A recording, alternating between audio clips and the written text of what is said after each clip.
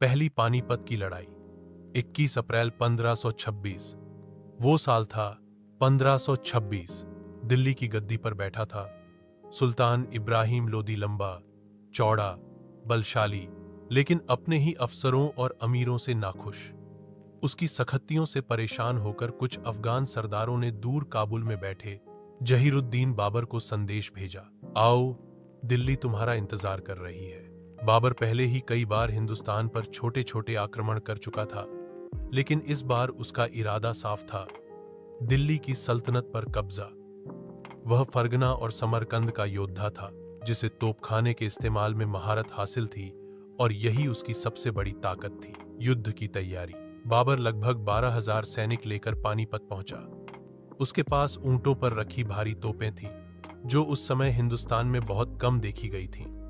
दूसरी ओर इब्राहिम लोदी के पास करीब 1 लाख सैनिक और 1,000 हाथी थे।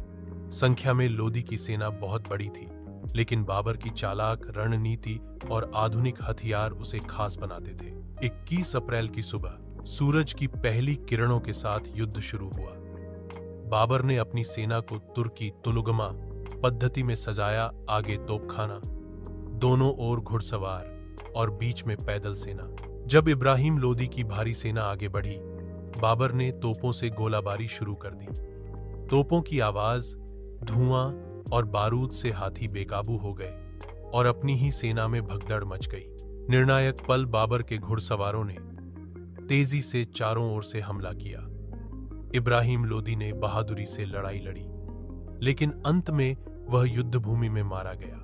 परिणाम, इब्राहिम लोदी की मौत के साथ दिल्ली की सल्तनत का अंत हुआ। बाबर ने दिल्ली और आगरा पर कब्जा कर लिया। हमारी कहानी सुनने के लिए धन्यवाद। अगर हमारी कहानी अच्छी लगी है तो कृपया लाइक करें, कमेंट करें और शेयर करें। हमारी अगली कहानी सुनने के लिए कृपया हमारा चैनल सब्सक्राइब करें। धन्यवाद।